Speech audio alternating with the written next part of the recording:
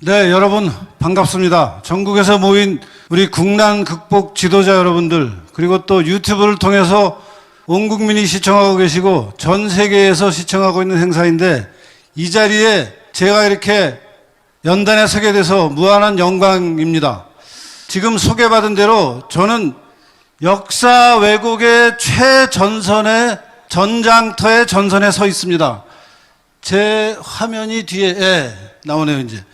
근데 이 역사 왜곡의 구체적인 내용으로 들어가면은 여러분들은 그 표피적인 현상에, 예컨대 위안부 문제면 그 일제 때 위안부 불쌍한 여자들 왜 그러냐, 뭐 이런 이제 동정심으로 어프로치를 하게 되는 그 경향들이 있으신데, 사실은 이 문제를 깊이 들어가서 보면은 이것이 결국 북한의 역사관에 남한에 따라가는 사람들이 만들어내는 일이라는 것을 알게 됩니다. 말하자면 남쪽에 있는, 남한에 있는 북한을 따르는 사람들이 역사를 자기들 맛대로 재단하느라고 벌어지는 일 중에 하나가 위안부 문제고, 이거 말고도 많습니다. 예컨대 몇 년 전에는 동학농민운동의 후손들한테 무슨 지원금을 줬어요. 지금 동학농민운동이 150년 전쯤에 벌어진 일인데, 그걸 찾아서 지금 후손들한테 무슨 민주유공자 같이, 마치 뭐 6.25 전쟁 참전 용사 같이 대접을 해주겠다라는 얘기를 했고, 실제 그게 시행이 됐습니다. 이따가 제가 보여드릴 겁니다. 근데 그게 왜 그러냐면은 동학농민 전쟁이라는 게 북한이 얘기하는 노동자 농민이 권력을 잡으려고 바닥에서 일어난 말하자면 계급혁명에 성공하지 못한 버전이지만 우리 역사에 있었던 일이거든요. 그러니까 그것을 기려서 앞으로 그것을 하겠다라는 역사관이 작용한 결과, 난데없이 지금 자유민주주의 대한민국에서 동학농민혁명들 후손들한테 무슨 유공자 그 위로금을 주듯이 주는 이런 황당무계한 일들이 벌어지고 있는데, 이 문제에 대해서 제가 좀 구체적인 걸 가지고 보여드리겠습니다. 자료를. 잘 보이시죠, 뒤가? 제가 강의를 쭉 하다가 최근에 정년을 했는데요. 연세대학에서 강의하는 게 발전사회학이라는 과목입니다. 이 발전사회학이라는 과목은 어떤 나라는 왜 발전했고 어떤 나라는 왜 발전 못하느냐 하는 것을 주제로 하는데, 이제 당연히 이런 질문들이 나옵니다. 대한민국은 지금 현재 발전한 국가냐 그러면 학생들이 대부분 발전한 국가 맞다고 그럽니다. 그러면 대한민국이 건국될 때 조선시대 발전한 나라였냐 그러면 아니었다 그럽니다. 그러면 그 발전이 언제부터 시작된 건지, 어떻게 해서 시작된 건지 여러분 알고 있느냐라고 질문을 하면서 제가 시작을 하는데, 대부분 박정희 대통령 때 경제가 발전했다라는 것은 동의를 해요, 학생들이. 물론 그것도 뭐 기업만 발전한 거고 재벌만 발전한 거지 노동자 농민은 쥐어짰다라는 식으로 얘기하는 사람들도 없지 않아 있지만, 박정희 대통령이 경제 발전을 시켰다 그러면 그건 하늘에서 떨어진 거냐, 박정희 대통령 개인의 능력이 뛰어나서 우리나라 경제가 갑자기 발전한 거냐, 아니면 그것을 뒷받침하던 역사적인 유산들이 있었던 거 아니냐라는 질문으로 들어가면은, 이제 당연히 박정희 대통령 앞에는 이승만 대통령이죠. 이승만 대통령이 그러면 박정희 발전에 기초 작업을 한 셈이냐라고 물어보면 아니라고 해요. 이승만 대통령은 독재자인데 무슨 그런 일을 했을 리가 있겠냐. 그러면 이승만 대통령 시절이 아니면은 그 앞으로 가보자. 일제 때에 그러면 어떤 발전의 기초가 잡혔겠냐라고 물어보면은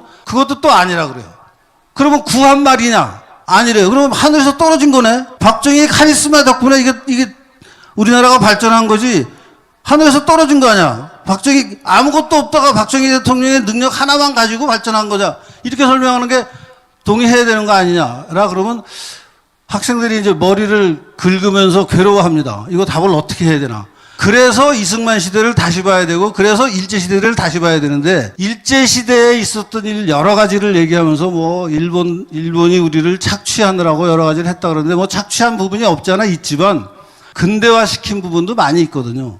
또 이승만 대통령이 그런 일제 시대의 유산을 물려받아서 우리나라를 발전시키기 위한 자유시장 경제, 정치적으로 자유민주주의, 시장 경제를 도입한, 그래서 또 전후의 경제를 발전시키는 여러 가지 것들이 작용을 하고 있는데, 이제 이런 얘기들을 하다 보면은 일제시대 유산에 관해서 얘기를 하게 되고 위안부 얘기를 하게 됩니다. 이제 위안부 얘기가 나오면 일제시대를 어떻게든지 조금이라도 긍정적으로 얘기하는 것을 학생들은 무지 싫어하지만 제가 이제 얘기하는 게 워낙 자기들이 생각 안 했지만 얘기를 듣고 보면 말이 되는 얘기를 하니까 따라옵니다. 그래서 예컨대 쌀을 일본이 뺏어갔다고 여러분들 알고 있는데 일본이 사간 겁니다.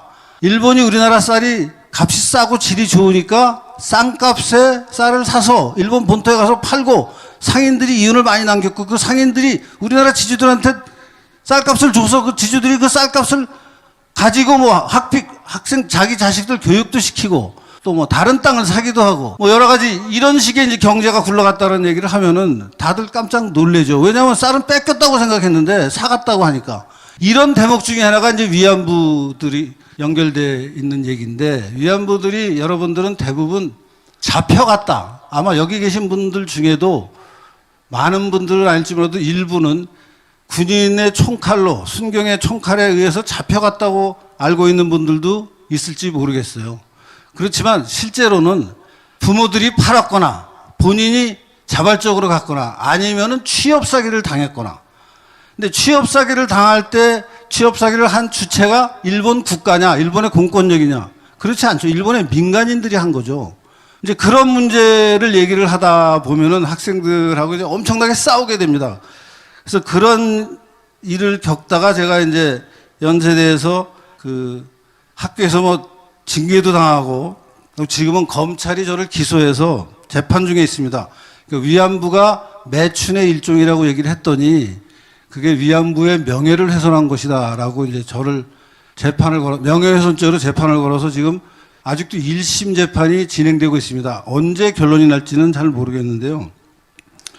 그래서 좀 그 위안부 문제에 대해서 좀 구체적인 거를 조금만 보여드리겠습니다. 이게 굉장히 여러분들 들으면 충격적일 텐데 제가 이제 이런 얘기하는 것을 뒷받침하는 책들이 여러분 아시는 반일 종족주의 이런 책들이고요. 네, 빨간 수요일이라는 책이 굉장히 중요한 역할을 하고 있습니다. 지금. 그리고 지금 이 빨간 수요일이라는 책이 이 위안부에 관한 얘기를 하는 것 중에요. 이 지금 화면에 보이는 8권의 책이 윤미향이 일을 하고 있던 정대협 한국정신대문제대책협의회에서 출판한 이제 강제로 끌려갔다라는 그 주인공들이 직접 쓴 건 아니지만 이제 말로 하면은 그것을 대학원생들이 받아 적어서 책으로 낸 게 8권이 있습니다. 보면 강제로 끌려간 조선인 군 위안부들 1, 2, 3, 4, 5, 6 그다음에 여기 중국으로 끌려간 그게 2개. 이렇게 해서 이제 말하자면 위안부들의 증언이라고 해서 스스로 이제 이렇게 나는 당했다라고 얘기한 것을 출판한 게 한국정신대문제대책협의회가 직접 출판한 책 8권인데 이 책 8권에 나온 내용을 자세히 제가 공부를 했습니다. 저뿐 아니라 몇 사람 그렇게 공부한 사람들이 있는데요. 이걸 이제 자세히 정리를 해서 보면은 이런 얘기들이 이제 여러 가지 함축이 있는데 아까 그 빨간 수요일이라는 책을 쓴 김병원이라는 분이 이런 얘기를 했습니다. 지금 그 8권의 책에서 일본군 위안소가 없는 곳, 즉 일본, 조선, 대만에서 위안부 생활을 했다는 증언은 전부 강제로 끌려가서 위안부가 된 사람들이 아니고 일반 민간 매춘업소에서 위안부 생활을 한 사람들이다. 이게 무슨 말이냐면요. 일제가 우리 대만을 먼저 점령했고 조선을 점령했고 만주를 점령하고 중일전쟁을 일으켜서 37년이 되면 전쟁이 이제 중국 대륙으로 옮겨가고 태평양 전쟁이 41년인가 진주만 공격을 해서 벌어지면서 동남아시아 전체가 일본이 이제 침략하는 전쟁터가 되죠. 그 침략하는 전쟁터에 군인들이 성적인 문제를 해결하기가 어려우니까 현지의 여자들을 막 겁탈을 하고 하니까 이것을 어떻게 해결할 것이냐면서 그럼 군에서 위안부를 운영하자라고 해서 일본군이 운영한 게 일본군 위안부입니다.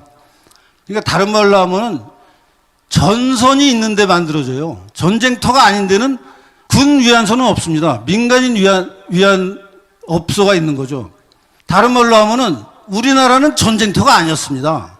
이미 식민지였어요. 대만 이미 전쟁터가 아니죠. 이미 식민지였습니다. 거기서 위안부 생활을 했다고 아까 8권에 써 있는 게 수두룩해요. 말이 안 되는 거죠. 실제 조선 반도에 군위안소가 설치됐나요? 여러분들 잘 모르시겠지만 군위안소는 없었습니다. 민간인 업자들이 운영하는 매춘업소는 있었어요.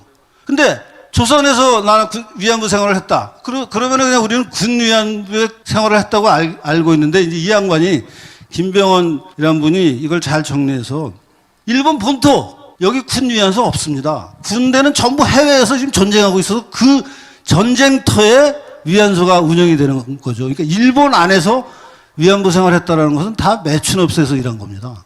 조선, 대만에서 위안부 생활을 했다는 증언이 저 아까 얘기한 8권에 나온 것은 다 거짓말이다. 이거는 그러니까 우리가 아는 군대에 끌려간 사람들이 아니다라는 얘기를 확실하게 할 수 있는 증거가 되는 거죠. 기준이 되는 거죠. 그 다음에 두 번째는 중일전쟁이 발생하는 1937년 이전부터 위안부 생활을 했다라는 것도 민간 매춘업소에서 일한 거지. 왜냐하면 군 위안소가 생기는 게 중일전쟁 이후에 생기거든요.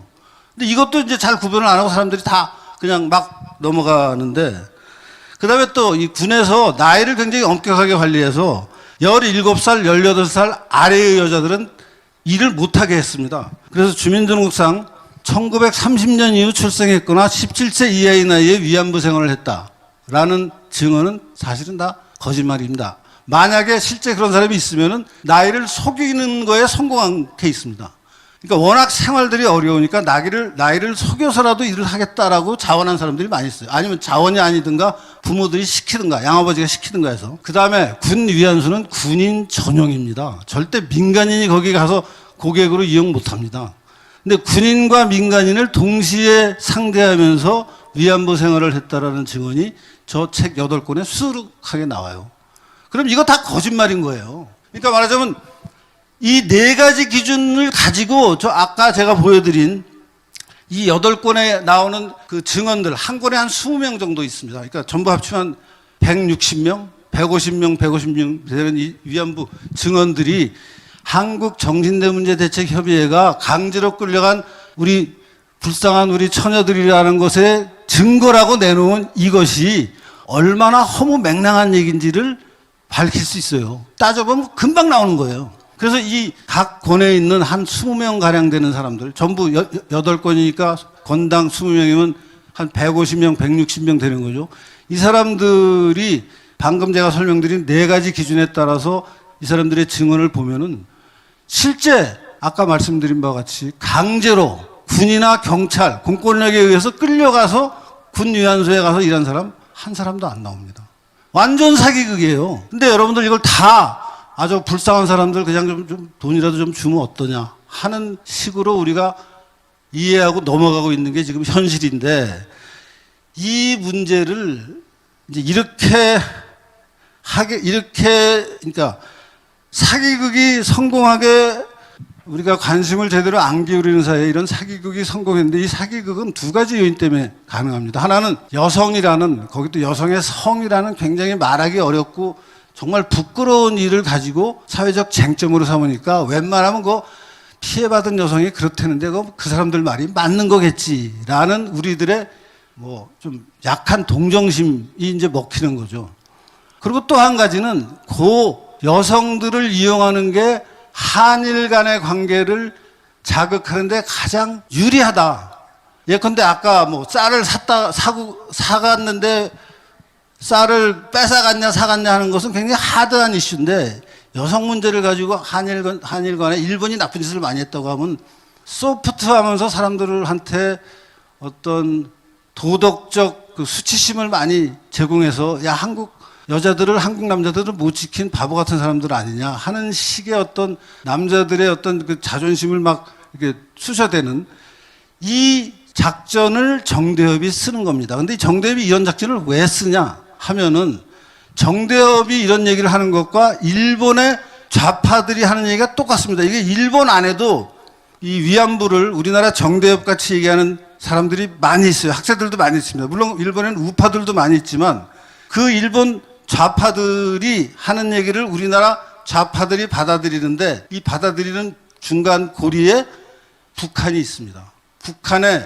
소위 말하는 갓근 전술이라는 게 있어요. 그러니까 북한이 남한을 적화 통일을 해야 되는데 저 적화 통일을 하는데 가장 큰 걸림돌 두 개가 미국이라는 보호막, 일본이라는 보호막이 남한을 이게 보호하고 있으니까 마치 갓이 머리에 붙어 있으려면 끈 두 개가 양쪽에 이렇게 끈을 이제 조여야, 양쪽에 두 끈을 조여야 미국 끈, 일본 끈을 매야 갓이 머리에 붙어서 바람에 안 날아가는데, 이 중에 미국하고 남한이 대한민국이 맺고 있는 관계는 워낙 강건하니까 아까 우리 이충근 박사님이 얘기했듯이 실제 지금 이재명을 지지하는 사람들조차도 한미동맹은 계속 강화돼야 된다라는 얘기를 90% 이상 하고 있으니까 미국과 관계는 잘 안 끊어진다.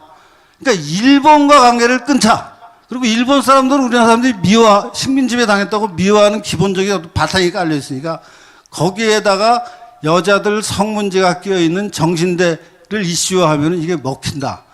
라는 북한의 판단이 조청년을 통해서 일본 좌파와 우리나라 좌파에 연결이 돼서 만들어지게 되는 게 한국 정신대 문제 대책 협의회고, 그게 1990년에 만들어집니다.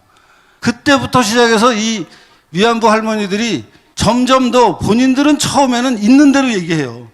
근데 이것을 점점 더 정대비 각색을 합니다. 처음에 있는 대로 얘기한 게 나중에 어떻게 바뀌는지 구체적인 사례를 하나 영상을 보여드리겠습니다. 이거 들으시면 상당히 충격받으실 겁니다. 이 영상이요. 이 영상이 잠깐만.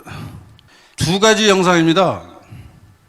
하나는 2007년에 이용수라는 우리가 잘 아는 그 위안부 출신 할머니가 계시잖아요. 이분이 2007년에 미 하원에 가서 증언한 게 있습니다. 그로부터 약 15년 전 1992년에 KBS에 나와서 증언한 게 있어요. 이 증언이 어떻게 달라지는지 한번 들어보세요. 이거 소리도 잘 들릴 수 있나요? 내가 여기서 마이크로 할게요. 요 소리가 안 나죠? 들어서 이렇게 어깨를 이렇게 싸고 한 손으로 입을 막 끄고, 군인은 뒤에 덩어리다가 뭘 이렇게 확 찌르면서 그냥 끌려갔습니다. 밤에. 역사의 산 증언입니다. 꼭 이 얘기를 해야만 되는데 너무도 부끄럽습니다. 얼굴 모습을 드러내기가 어려운 사정에 계신 한 분이 나와 계신데요. 어떻게 정신대로 가시게 됐습니까?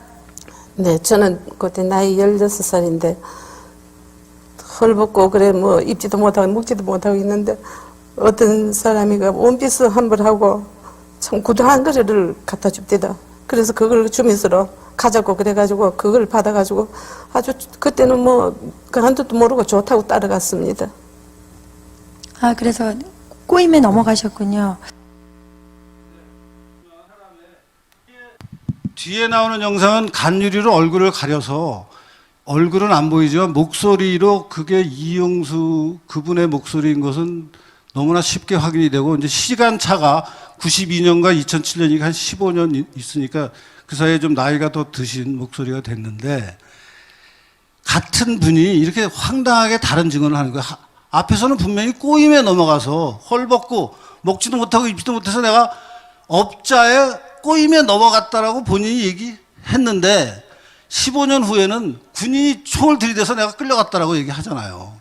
너무 다른 거. 이게 이제 강제로 끌려간 것이냐, 자발적으로 자발적이라는 거에 속아속한 것까지 민간에서 벌어진 일이니까. 지금도 취업 사기 많습니다. 지금도 뭐 유흥업소에 들어가는 것은 대부분 그렇죠. 유흥업소 업주가 일하는 사람들을 처음에 일을 시킬 때 살살 꼬셔서 일을 시키죠. 처음부터 뭐 작심하고 나 유흥업소에서 일하겠다는 사람도 없지 않아 있지만, 대부분은 그렇게 험한 일을 하는 게 아니다라고 얘기하면서 살살살살 꼬셔서 이제 결국 험한 일을 하게 만드는 게 이 가난이 원인이 된 이런 상황의 그 근본적인 원인은 결국 가난이거든요. 이 가난한 사람들이 이제 이런 일을 하게 되는 것을 가지고 일본의 탓으로, 일본의 공권력 탓으로 지금 몰고 가고 있는 작전이 개시가 돼서, 이용수 이분이 자기가 옛날에 겪은 것을 이제는 기억을 바꾸고 있어요. 완전히 바꿨어요, 지금 이제. 그래서 지금 여러분들이 보는 영상마다 전부 군인이 강제로 나를 끌고 왔다고 얘기하고 있는데, 이분뿐이 아니라 많은 분들이 그러고 있는데,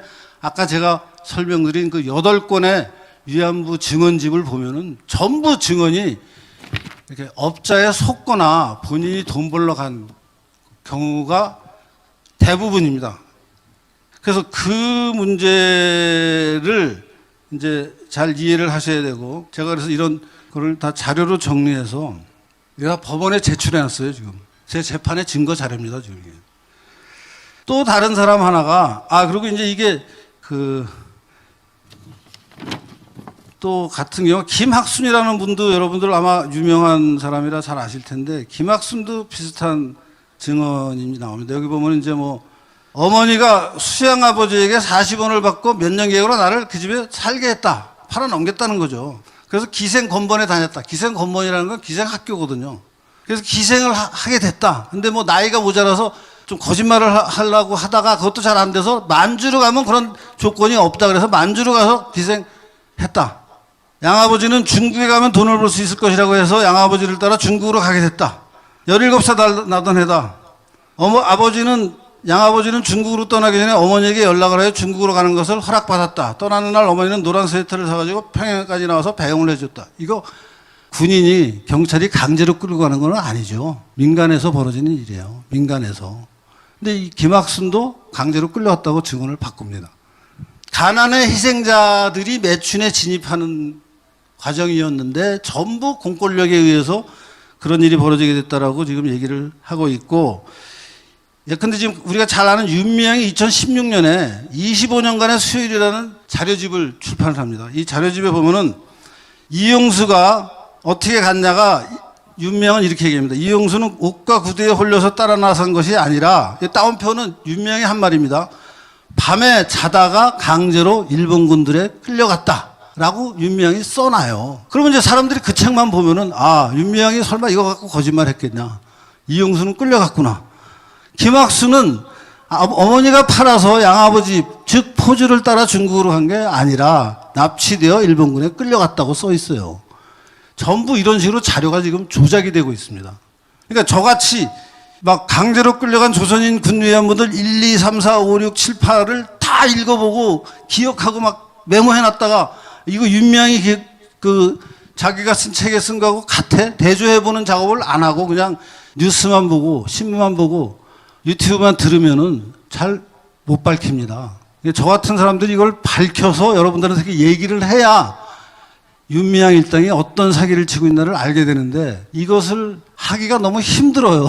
그래서 오늘 이 자리에 제가 역사 전쟁, 지금 우리나라에서 벌어지고 있는 역사 전쟁의 아주 구체적인 그 전쟁터가 어떻게 지금 전투가 벌어지고 있는지를 보여드리려고 좀 시간을 끌었지만 이렇게 설명을 드렸고요.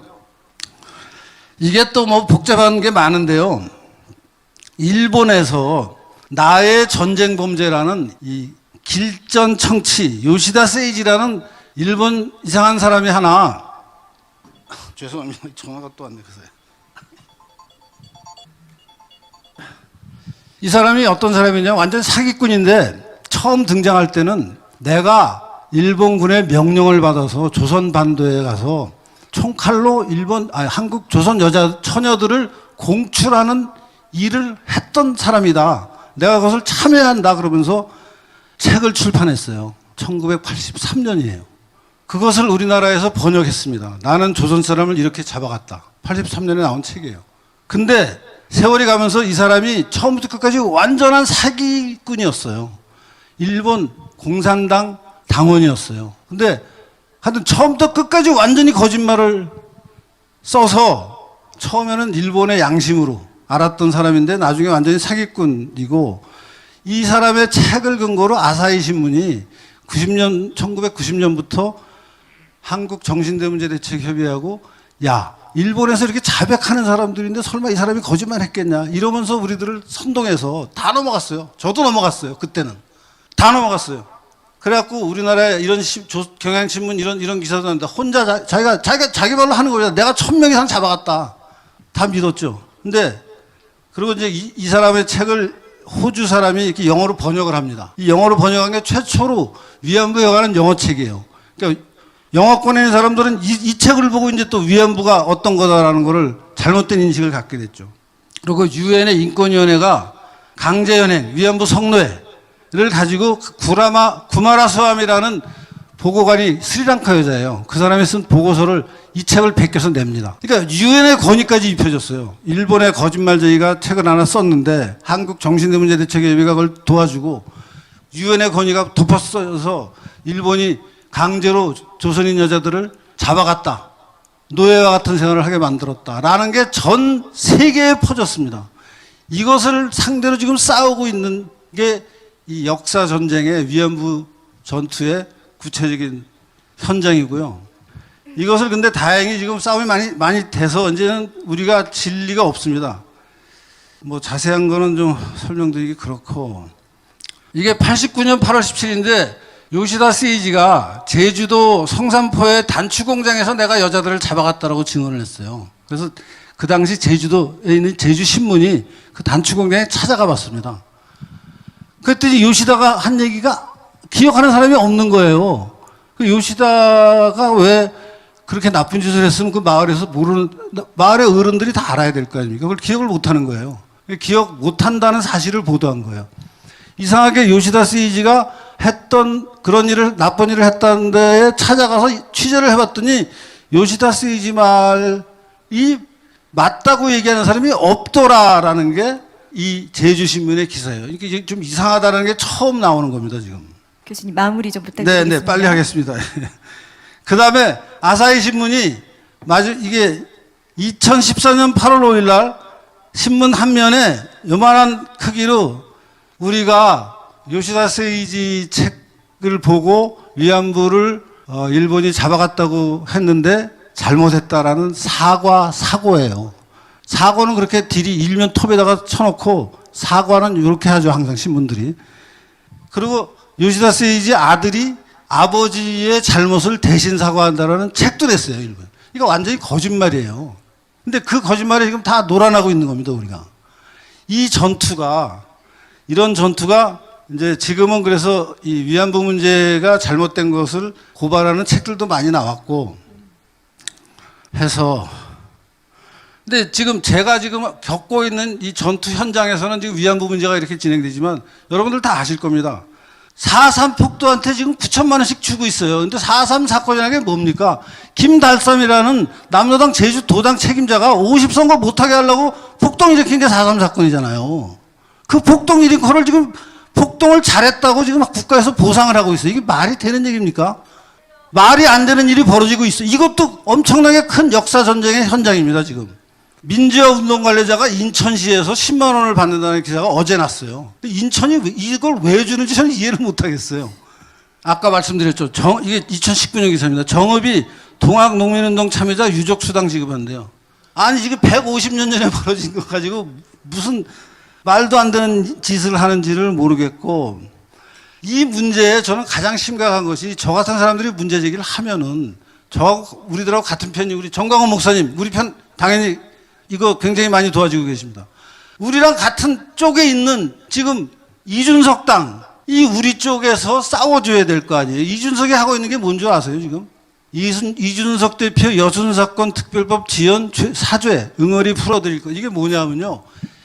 4.3 사건이 벌어졌어요. 경찰만 갖고 진압이 잘 안 되니까 군대를 투입하는 결정을 해요. 그래서 이승만 대통령이 그 4.3 사건은 이승만 대통령이 대통령 되기 전에 벌어진 일입니다. 근데 이 여수 순천 반란 사건은 이승만 대통령이 이제 대통령이 됐을 때입니다. 제주도에 진압이 잘 안 되니까 제주도로 군대를 파견하라고 여수하고 순천에 있는 군대 보고, 야, 제주도 가서 저 공산 반란군 진압해라. 그거 하는데 군 안에 있는 좌익들이, 빨갱이들이 우리 그거 못하겠다고 반란 일으킨 거예요. 그 반란 일으킨 것을 지금 문재인 정부가 보상금을 주겠다고 난리를 치고 있는 거예요. 그러면 지금 지금 무슨 당입니까, 저? 예, 국민의힘에서는 그렇게 하면 안 된다라고 최소한 반대는 해야죠. 의석수가 모자라서 막을 수가 없다면은 몸으로라도 막아야 된다고 저는 생각하지만 정 못 막으면 투표에서 지면은 졌다고, 투표에서 우리는 반대했다고 기록에도 남아야 되는데 지금 이준석이라는 당대표가 가서 그거 빨리 통과 안 시켜서 죄송하다고 하고 있어요. 이게 말이나 되는 얘기입니까? 같은 편이에요. 이데올로기 상에서 이거 적이에요, 그냥. 교수님, 저희 여기 이용 시간 제한이 있어서 이제 좀 마무리 네, 끝납니다. 부탁드립니다. 끝납니다. 네네. 예. 원희룡도 마찬가지입니다. 원희룡 제가 지금 연대 사건 벌어졌더니 구치소 가야 된다. 내가 깜빡 가야 된다는 거예요, 지금. 원희룡이 한 얘기입니다, 지금. 이준석도 그렇고 원희룡도 그렇고 두 사람만이 아니에요. 저 당이 다 그렇습니다, 지금. 예, 이런 꼴을 당하고 있습니다. 그래서 역사 전쟁을 여러분 심각하게 좀 받아들여 주시고 기회가 있으면 저를 좀 불러주세요. 제가 어디든지 가서 강의도 해드리고 설명도 해드리고 하겠습니다. 감사합니다. 네, 대단히 감사합니다. 고생 많으셨습니다. 나까지 해야 하냐 그러시더니 안 하셨으면 큰일 날 뻔하셨습니다. 지금 한 맺힌 게 많으십니다.